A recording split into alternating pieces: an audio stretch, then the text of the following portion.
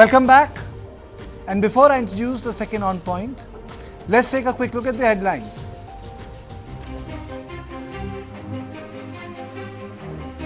Indian Medical Association President meets protesting junior doctors, urges West Bengal government to address issues immediately.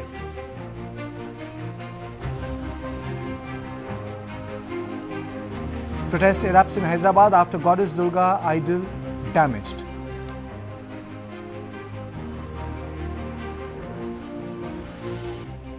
Noel Tata succeeds Ratan Tata as chairman of Tata Trusts.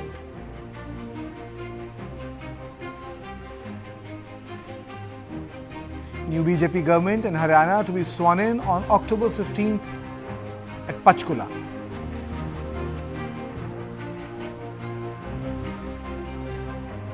Farooq Abdullah all set to represent Jammu and Kashmir in Rajya Sabha.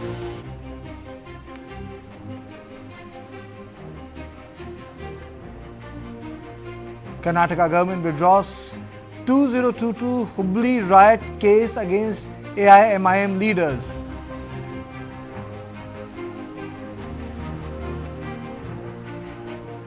Two Agniveers killed as artillery shell bursts during firing exercise in Maharashtra.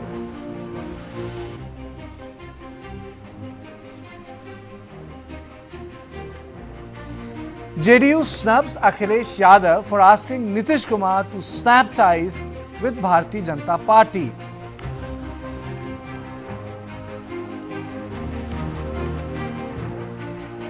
Nobel Peace Prize 2024 awarded to Japanese organization Nihon Hidanku.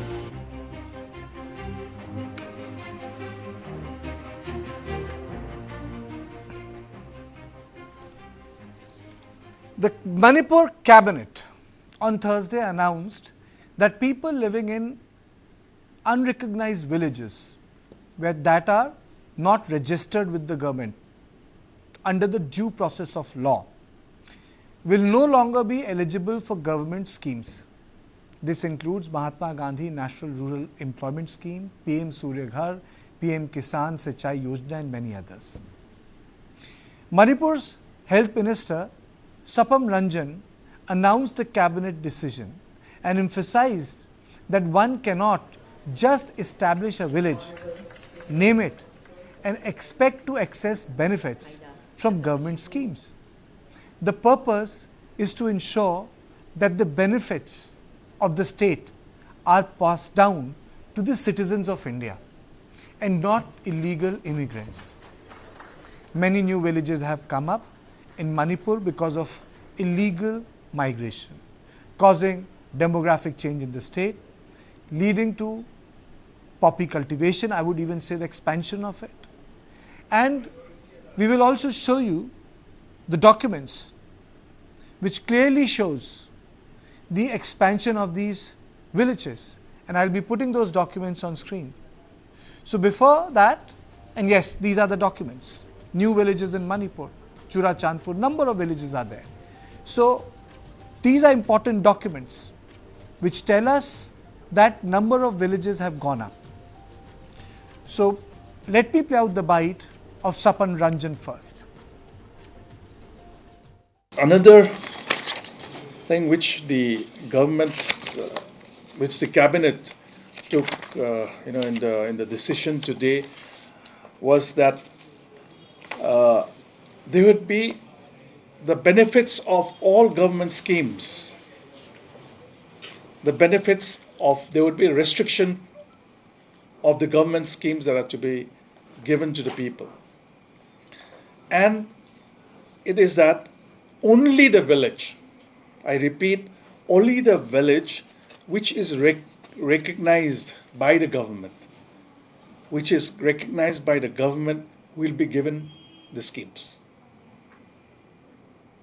This would include MNREGS, PM Surya Ghar, PM KSY, or any other beneficiaries that will be availed by the people, will not be given to the people who are there in the unrecognized village. So they and the recognized village, all of us have the list. So this people can avail only if they are in a recognized village. One cannot just set up a village and then say, giving a name to a village. We cannot have villages spurting, just growing in leaps and bounds. So it was important that we follow such rules to give schemes, to benefits of government schemes to only people living in the recognized villages. Another thing which the government, which the cabinet took, in the decision today, was that there would be the benefits of all government schemes. There would be a restriction of the government schemes that are to be given to the people. And it is that only the village, I repeat, only the village which is recognized by the government, will be given the schemes. This would include MNREGA, PM Surya Ghar, PM KSY, or any other beneficiaries that will be availed by the people, will not be given to the people who are there in the unrecognized village. So they and the recognized village, all of us have the list. So this people can avail only if they are in a recognized village. One cannot just set up a village and then say, giving a name to a village. We cannot have villages spurting, just growing in leaps and bounds. So it was important that we follow such rules to give schemes, to benefits of government schemes to only people living in the recognized villages. And I am on this issue joined by Group Captain B. Nandakumar Sharma, Suhas Chakma, Director Rights and Risk Analysis Group, Dr. Chombing, Assistant Professor Law, NLU, Guwahati, and Brijesh Pandey, Input Editor of News 9 Live. And I will be showing you the original papers which we have accessed. Original papers would be running, all of them. So now let me go across to Nandakumar Sharma first. So what is going to happen now, and how do you see this scheme in its purpose, and how do you see in the consequence of what will happen when it gets implemented? Kartike, I don't know how to react it. If a village is unrecognized, then you cannot give any benefit. It's by law. A village, there is a process for recognizing a village. You have to conduct a survey. That means the government tools, apparatus, they have to conduct a survey. They have to submit the report based on the population as well as area demarcated by the survey team. Then it should be proposed to various the cabinets, and it has the state apparatus has to approve. Thereafter villages are recognized, and even in you can see even in Delhi NCR area or wherever it is, even under colonies, many colonies come up. Until unless it is recognized, you can't have any facilities. Even the electricity you cannot avail. But by seeing this news, it thinks that the people who are unrecognized, people belonging to unrecognized, they haven't availing these facilities. It's a misappropriation of fund, I would say. I don't know why the government of Manipur is saying it. If it is unrecognized, it is understood that they are not entitled to have anything. However, if they are getting those funds, then it is a misappropriation of the government fund. I would like to view like this. And also, if you see the Manipur government website, rural development, the rural development department, you will see the number of job cards issued in Tengnoupal, Tamelong, Kangpokpi, Ferjwal, Churchanpur, and Chandel, which is maximum number of villages come up since 1969 to of late 2021 as per the government order or the government issued notification. So these are the maximum number of villages which has come up, and though they are saying in one hand it is unrecognized villages, however they have issued so many job cards. I'll just take an example, not taking much time of the other panelists. There in the Tengnoupal district in 2022 and 23, they have issued 15,620 job cards, and in Churchanpur they have issued in the same year 55,227. If the village is unrecognized, why they are issuing it? It is a misappropriation of public fund. The budget, you have to project in the budget. How many people are there? What are the facilities, infrastructure you want to develop? then only government allows the fund. But Without allocation but of it fund, is, if you are using it, it is a but misappropriation listen of to fund. me, Mr. Sharma, I think it's an important step the government has taken. At least it will work as a deterrence. कि कोई भी आके, there is no requirement for announcement. I do agree with Kartikeya. There is no need for announcement. नहीं, I'm not, let me complete. कम से कम deterrence है ना कि कोई भी आके आराम से बैठ के सरकार का पैसा नहीं ले सकता ना. At least the proliferation of the villages which it is being suspected a lot of outsiders are there will come to an end. Look at the objective. I do agree with you. Nothing has happened so far, but at least some step has been taken up. It is appreciated. However, the government officials who are responsible in giving these funds to these unrecognized villages, they must be booked under relevant charges under the law. Why they are misappropriating and wasting these government funds, taxpayers' funds? So this is an important point from my view. Kartikeya. Okay, there's a second question. I'll come to it because it involves a cultural issue in terms of the creation of villages and in the areas where the cookies are there, when the elder brother becomes the chieftain, the other one walks out. Those are traditional issues. I'll come to it. But let me just go across to Suhas Chakma and then I'll go to Mr. Tombing. First of all, sir, Mr. Chakma, I think you need to put down your phone. Yes, please. Okay. Sorry. Okay. So my question to you, Mr. Chakma, is it going to be a deterrence to illegal immigration in the state? And what can be the consequences when this scheme is implemented कि सरकारी पैसा unrecognized villages को नहीं मिलेगा? The order is absolutely illegal and unconstitutional.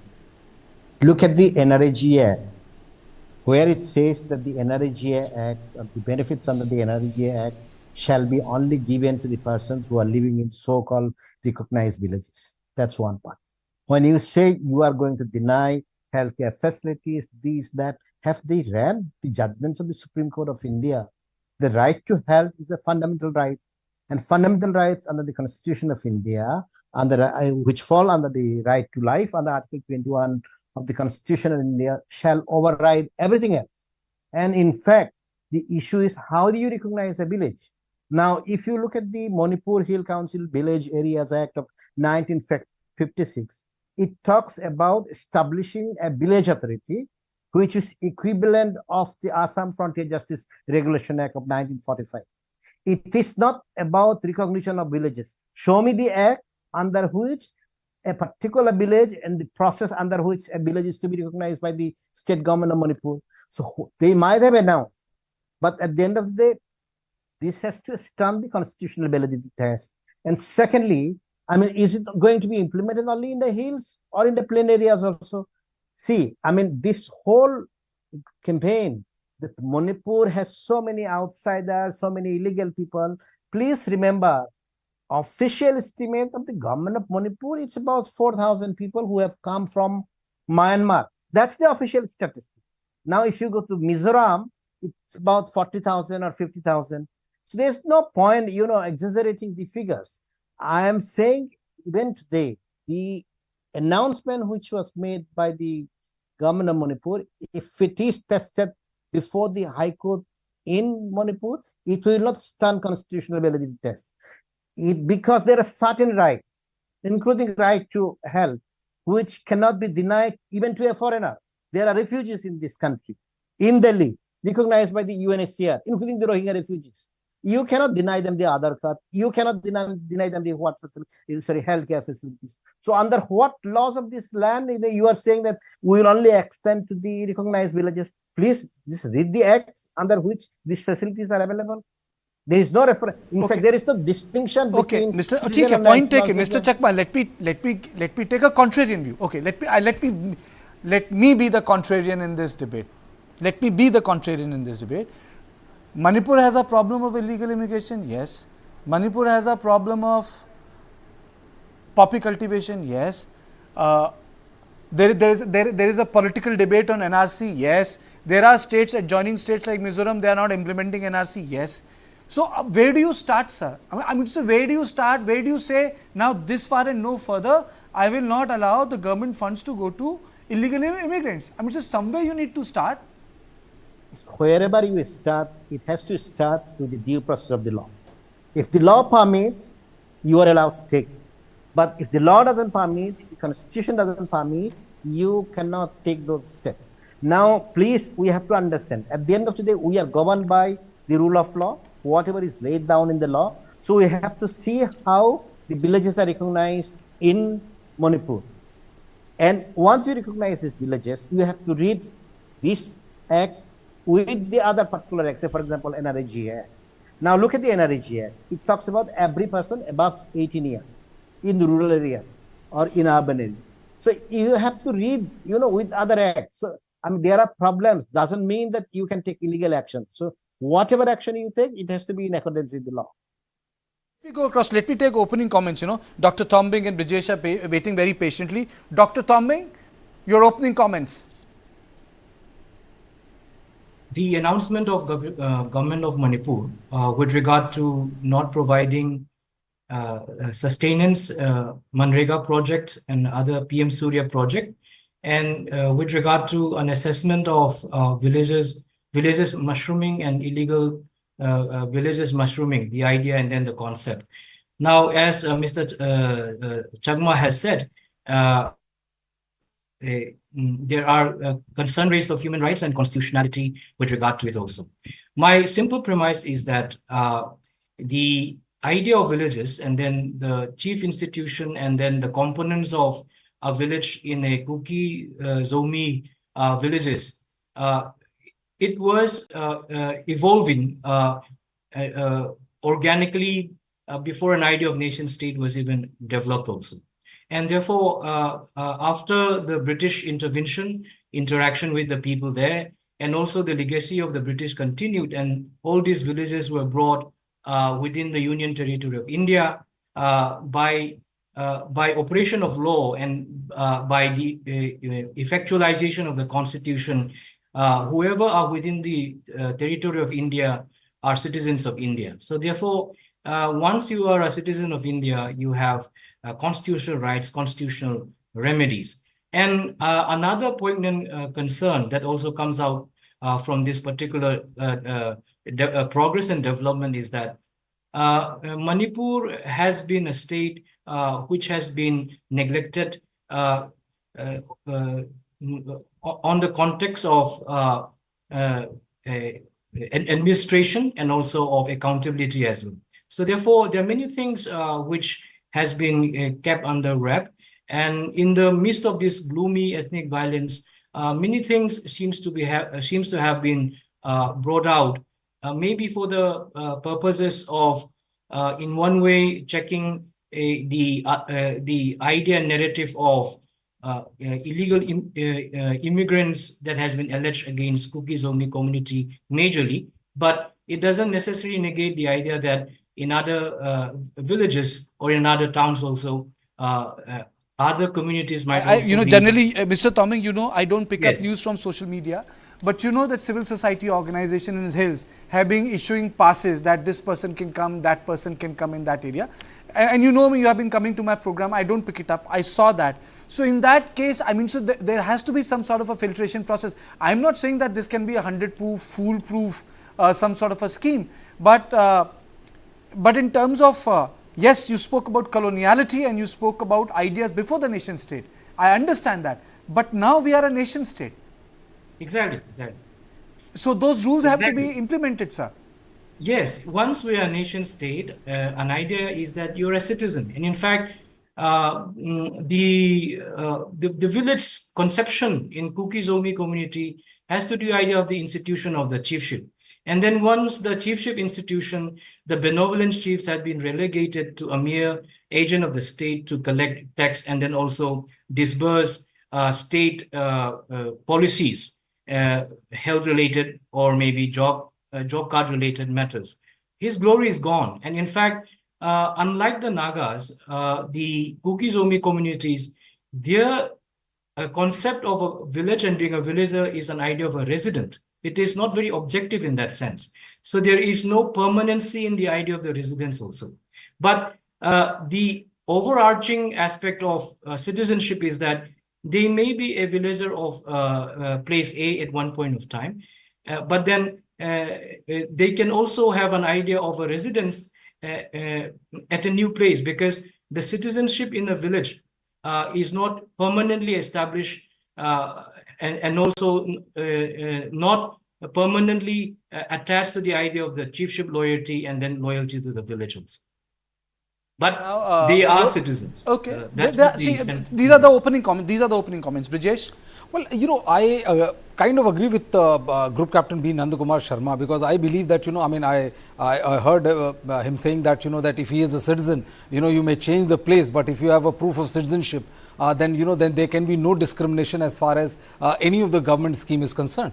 But if you aren't a citizen and if you're not able to prove your citizenship, or you're living in a village which is not recognized, I mean, a village not recognized in the sense that you're an illegal immigrant and you don't have papers or proof of residentship or citizenship, then I honestly don't see, how do you get the benefit from most of the government schemes which is being said. I agree that this is something which is being said is something which does not need to be said.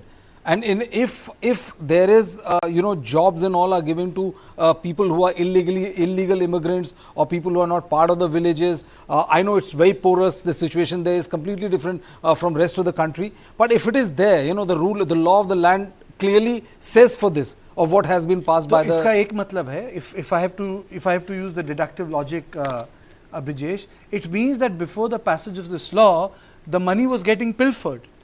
The money was going to the people who didn't deserve it. I mean, so why do you have a law? Law will empower the agency not to give that money. It means that must have been happening. Again, I agree with Group Captain B. Nandakumar Sharma that an audit needs to be taken place, that how come this was being done.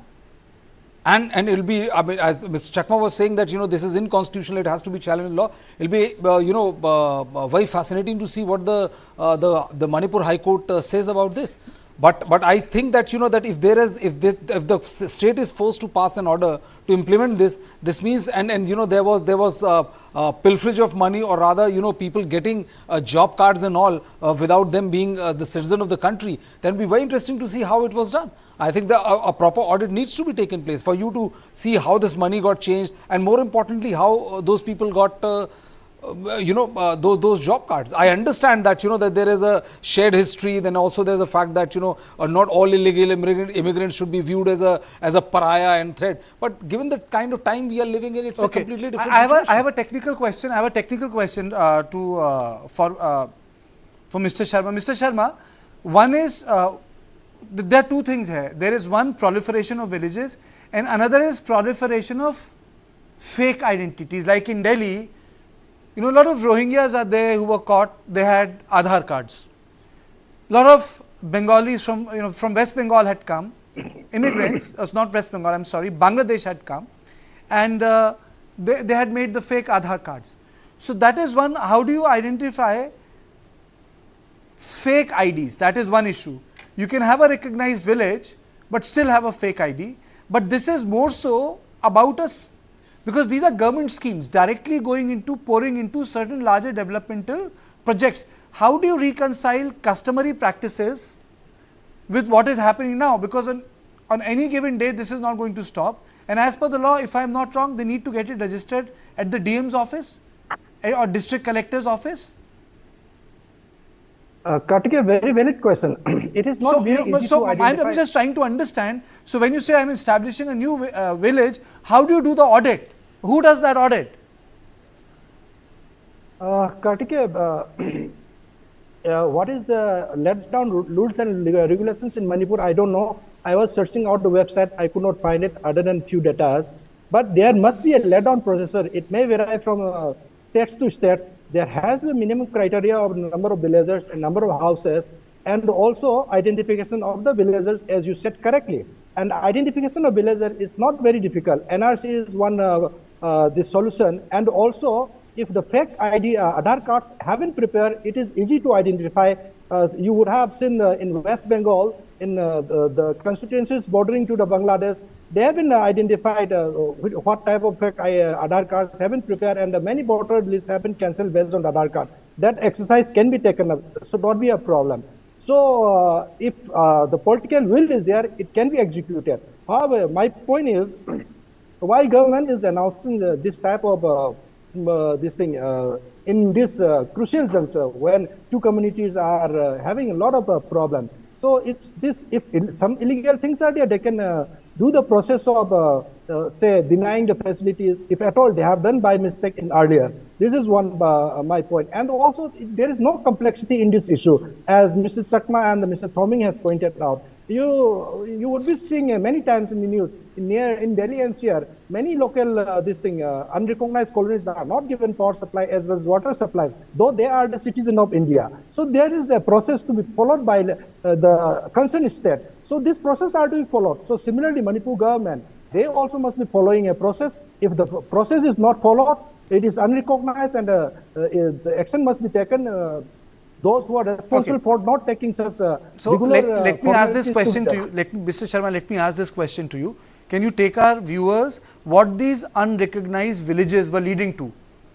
इनके unrecognized villages के proliferation से the villages were coming up. इससे हो क्या रहा था? सवाल ये है. I want you to address that issue. हो क्या रहा था?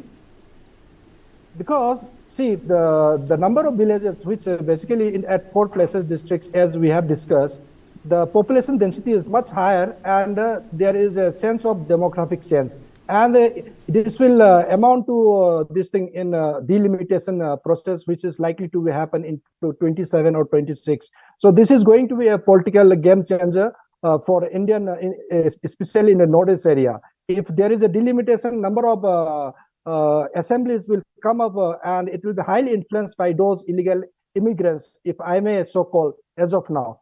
So these are the influenced by the external agencies, which they do not have much of interest about our national integrity as well as national security.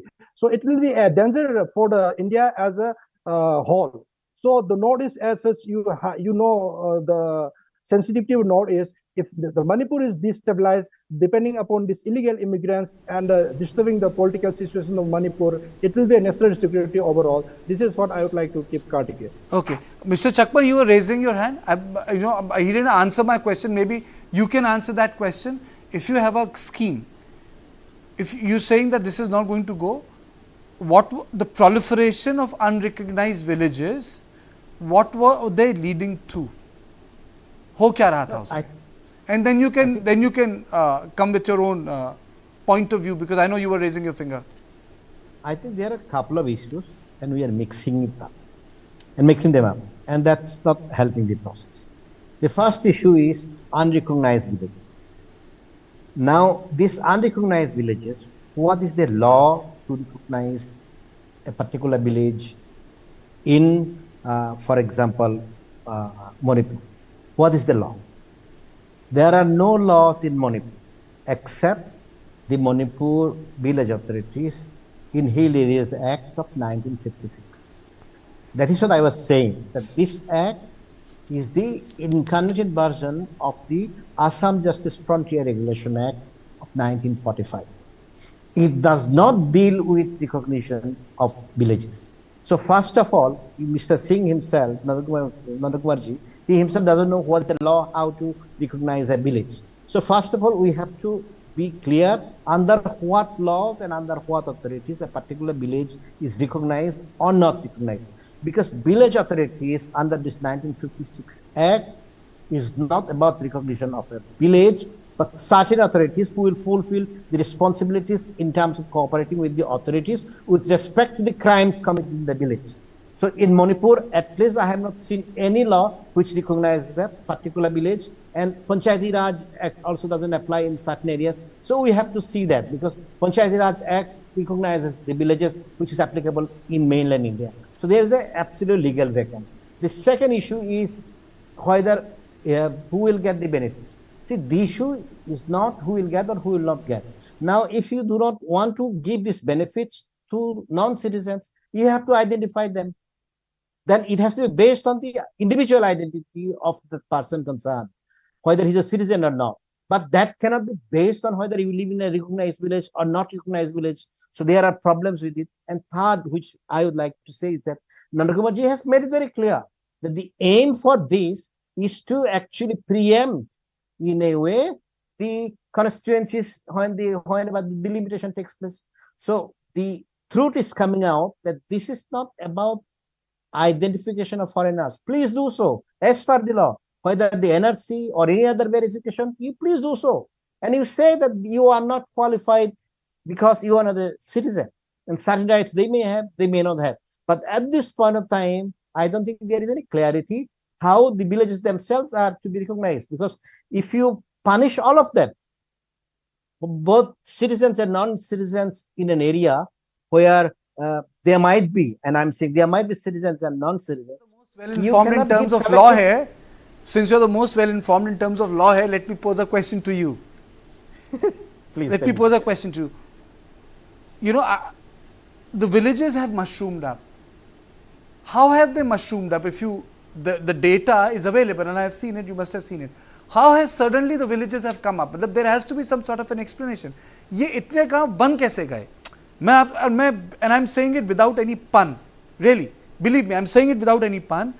फिर ये गांव आ कहाँ से रहे? ये बन कैसे रहे? Either there is a village which gets depopulated and another gets populated. Understandable, shifting cultivation हुआ. यहाँ से उठे यहाँ पहुँच गए, यहाँ से गए वहाँ पहुँच गए. How are so many villages cropping up with such speed?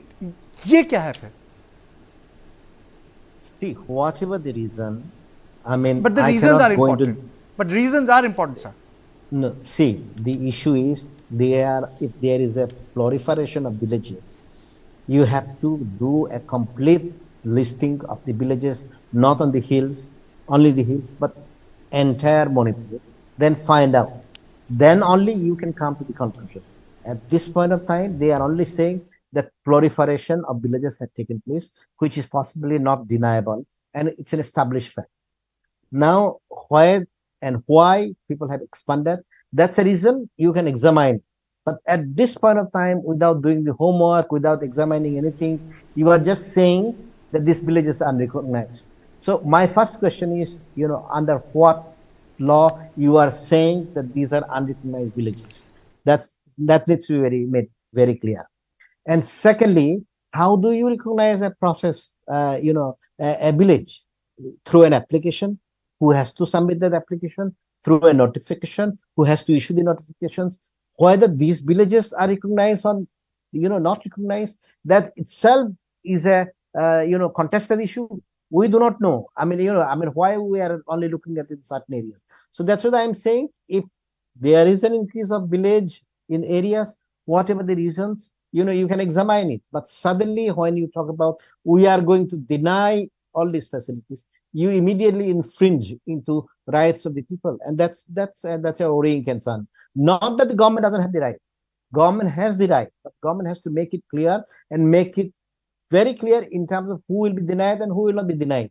Because you can possibly deny to a non-citizen. That is the fairness of the law, yes. But that is the fairness of the law. Mr. Toming, if you don't want to come in, Brijesh wants to come in, because I always say that rights of the people important and has to be balanced with the national security also. Absolutely. I just want to understand from Suhas, I just want to understand from you, when you say that it's the government has not, the state government has not declared a list of which is a legal village and which is an illegal village, but suppose if they earmark a village illegal, and they go inside that village and they start checking for documents and all, and if the person doesn't have the required document, then can they deny them the facilities which are given by the government, which is job card under MNREGA and other facilities like building your own house, Pradhan Mantri Gramin Yojana and all? Can they deny the facilities to those people who don't have the legit cards of the government?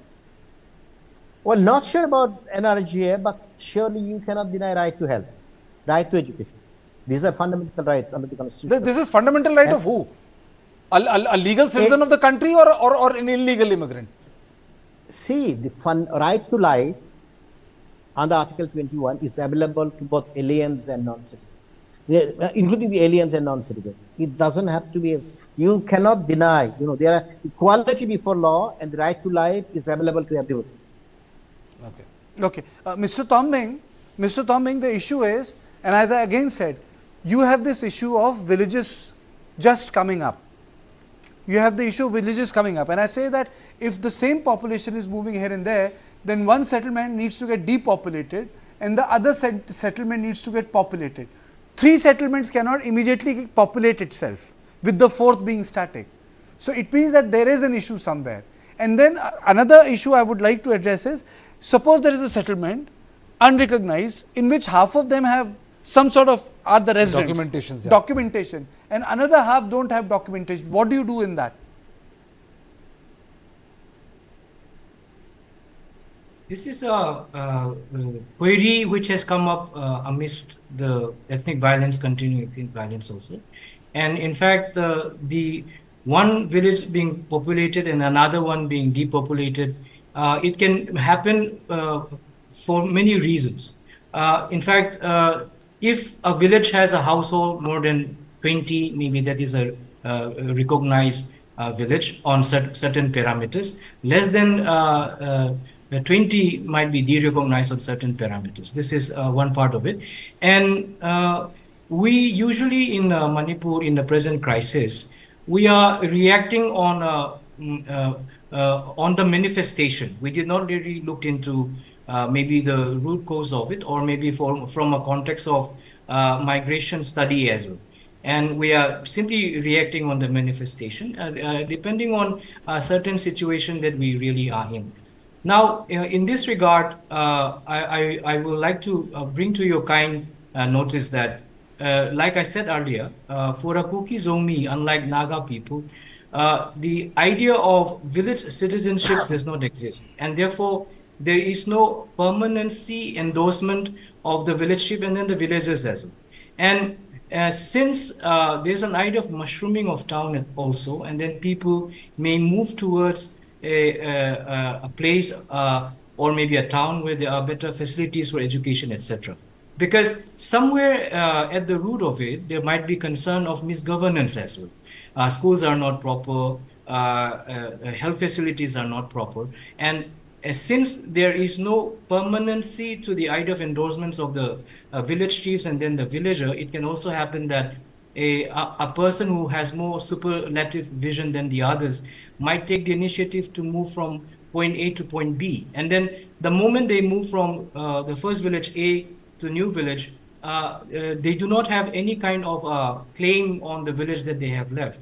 They would be simply remember that he was or she was at one point of time a villagers of this particular place. But then the entire ownership is of the village chief, the entire land, and therefore he has sway over everything, and he is the one who is in possession. He's the one who is in ownership of it, and therefore he may have a right to dispose it also, and he also may have a right to enjoy all the personal benefits that might accrue to a village. So this is where the idea of non-permanency and residential concept is there in the KUKI-ZO villages, and this might be one of the factor. Maybe therefore villages are mushrooming.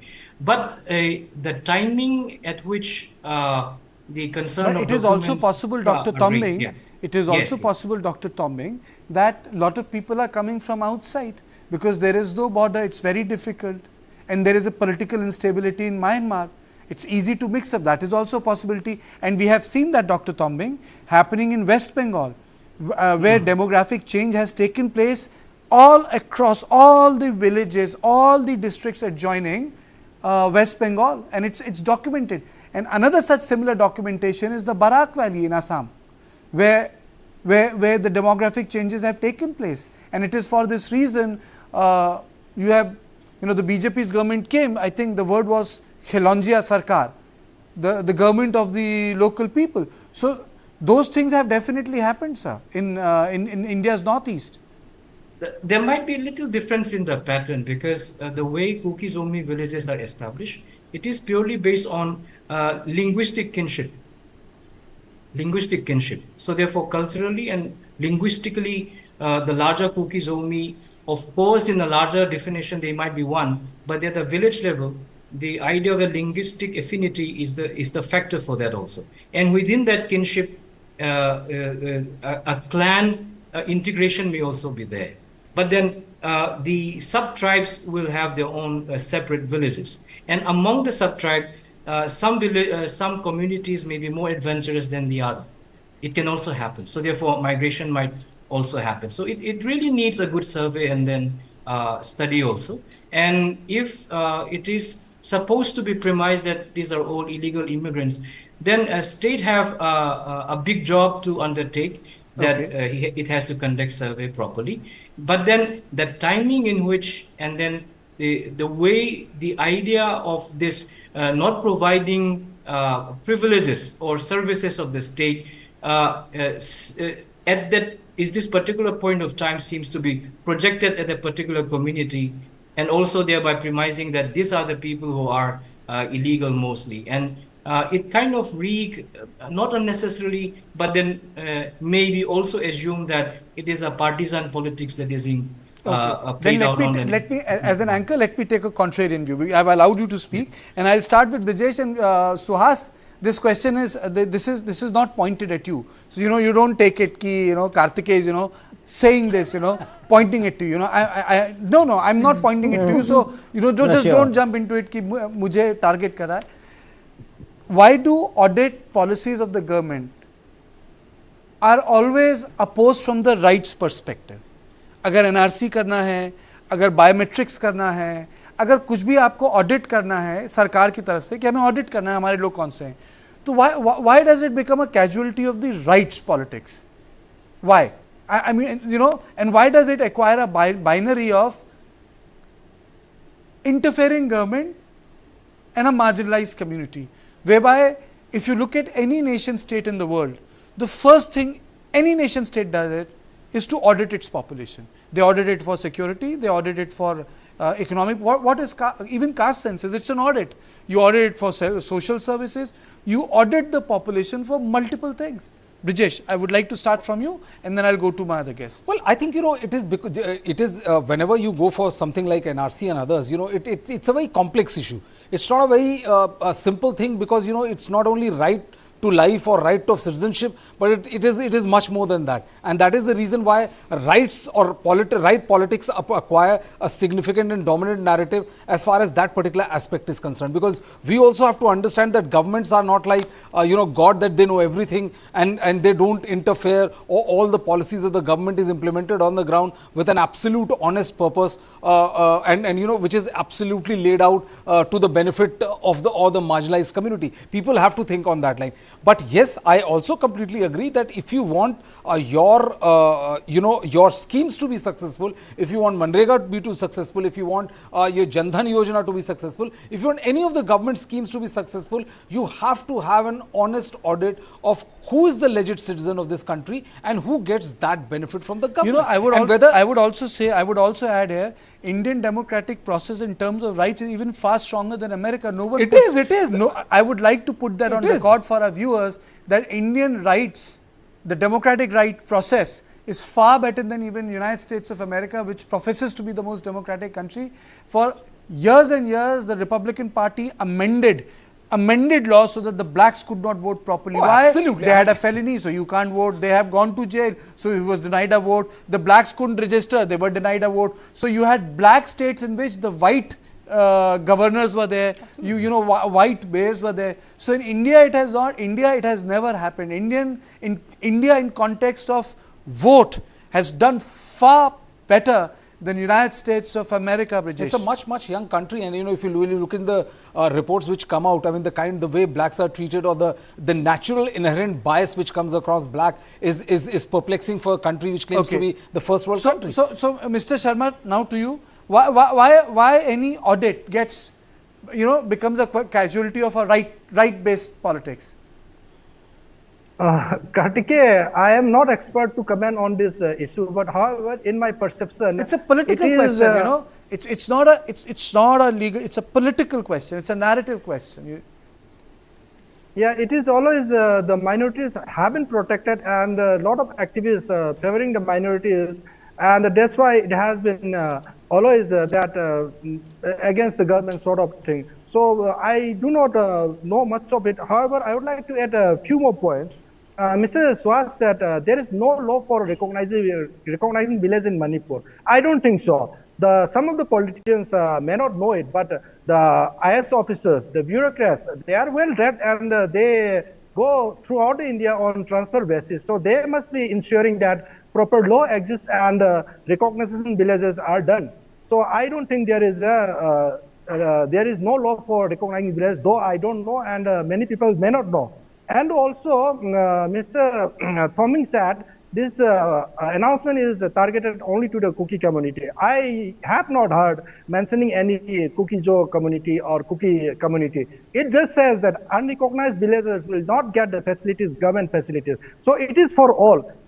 It will include all the communities, MEITEI, the Kukis, and the Danagas. It will be wrong to see only the KUKI-ZO communities. If the illegal villagers are of any other community, Naga or MEITEI, they also will not get it. However, I do agree with Mr. Suhas that the basic facilities like MNREGA, for those legal citizens of India, it will be incorrect, and also by legal bindings of India,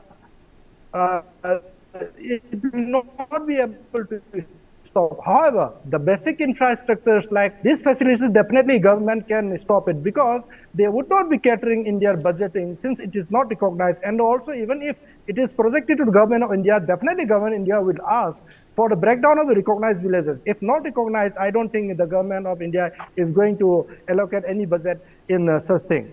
Okay. So with this Kartikeya, I would like to conclude that there is no specific community mentioned in this announcement. It is for all the people, all the communities of the Manipur to deny such facilities for illegal villages. Kartikeya. Okay. Mr. Chakma, now you can comment. No, I think on Manipur, as I said, I have not found any law except the laws in hill areas for recognition of certain village authorities. So that's why I think there is a legal gap. And in terms of the rights politics, I think we have been following the philosophy of Gandhi, that we have to look at the last man. And what happens in this country is whenever you start a process where you, in a way, audit the nationality of the persons, it's always the poor and those who could not preserve their documents who suffer. Now look at the NRC in Assam. In the NRC in Assam, you would see that proportionately the Muslims who were doubtful in the beginning, they made, and there were less Muslims who we have found, not eligible under the NRC. So the number of Muslims was less. Now, if you look at the indigenous communities, which is the Bodos, and Bodos is one community you do not find in Bhutan, and you do not find in Bangladesh. Manipuris you could find in Bangladesh also, in Tripura also, in Manipur also. Now, if you look at the Bodo communities, about 50,000 Bodos, we are not qualified under the NRC. Now the question is, where did they come from? Are they foreigners? Obviously not. They are the indigenous peoples of Assam. Before the Ahoms were there, they were there. But they cannot prove it because the tribals by nature practice simple cultivation. And many areas, the government didn't reach out. The developments did not reach out. There were no roads, no communication. So if you look at the documents which we are acceptable for the NRC process, LIC, how many people even today in rural areas buy LIC? Though if you do not have the voter ID, then you do not have it. So if you have moved from one place, say for example in Kokrajhar district, then you have now moved on to Silchar. Then the entire family had to get together, and most of the tribal communities did not have any documentation. If you go to the areas in India, rural areas, especially tribal communities, because of the oral history and presence, they do not preserve the documents. So if you audit, then if you bring out in such a manner, then actually more than the Muslims, the Adivasis, indigenous peoples, we are affected in Assam. About 100,000, Adivasis, indigenous people, the scheduled tribes who are. You would also agree that the demography of Assam has changed. The demography of the West Bengal districts has changed. Or for example, the demography of the Chittagong hill tract in Bangladesh is being changed by illegal settlers sent by the Dhaka. Fair enough. I mean, I am not saying that, but the question is, the illegal settlement in Bangladesh, because at this point in time they have a law under which the outsider cannot settle. Like, an outsider can no longer buy lands in Manipur because it has been declared as an inner line state. So if I go there, I'll be an illegal immigrant or illegal citizen in that country. So it's in that context. But in the context of the Assam, we have to recognize that where the demography has changed. The indigenous peoples who are not found anywhere in Bangladesh, they are being victimized. And the saddest part of it, in Assam, nobody talks about, for example, say the Adivasi communities, because they belong to your religious fold. Okay. Let me go across to Mr. Tombing. He's not getting the time. He's the only one who patiently waits. Mr. Tombing, the demographic change is a fact. Mr. Chakma, I did a program with him, and the Dhaka has settled illegal migrants from the mainland Bangladesh, and he's the one who raised the voice of illegal settlements in the Chittagong Hill Tract in Bangladesh. If that is a reality, there can be other reality in Manipur as well. In fact, the Chittagong Bangladesh concern might have to do with the Indira Majid Pact of 1972, maybe, if I'm not mistaken. Our friend has said that about state not a god. Yes, state is not a god, but in the nation state, the state is the parents patria concept is there. And if Mr. Sharma says that it is not against any community, again, there would be an idea of statecraft which would be read into it. And I'm also hoping that such type of discrimination and inhuman treatment is not meted out to anyone who happens to be a citizen of India. And plus, the gloomy Manipur state situation actually has brought in many positives also, if you romanticize positivism in some way, because somehow, for example, Mr. Chakma said there might not be any rule, but maybe there's a possibility of a rule, because there is a due process of recognition of villages also in the villages, hill areas in Manipur. So you have the village authority, then you have your DCSDO and all that. And finally, it will be submitted to the state cabinet also. And accordingly, funds are allocated. So therefore, stifling of state fund is a real concern. And in fact, all these deadwoods which has burned in Manipur may have to do with a lack of governance for 70 or 60 or 50 years or so. In some way, yeah. Okay, I want you to complete because I'm falling short of time. A minute to you, sir. Yes. So somehow, because of this violence, somehow we are really digging deep into the history. But problem is, do we romanticize and then the baggage of history to be too big, magnified too much? This is one problem. But another thing is, maybe we can really look into accountability, good governance, and transparency in governance. Okay, I thank you all of you. Okay, I thank you all of you, Mr. Sharma, Mr. Tombing, Suhas, and Brijesh. We did this program because I fundamentally believe that the issue of demographic change is very important, and the issue is that no change in demography should allow the community to develop an anxiety about its own existence and role. The state of Manipur, one has to understand that you cannot see it from any other perspective just like that. You have to accommodate and understand that the MEITEIs and the state of Manipur through the kingdom are intertwined culturally, historically, legally, socially. So in that context, that sentiment needs to be respected, and I think the bottom line is that citizens must be distinguished from the foreigners, and if this is a way to gauge what is leading to mushrooming of these villages, then so be it.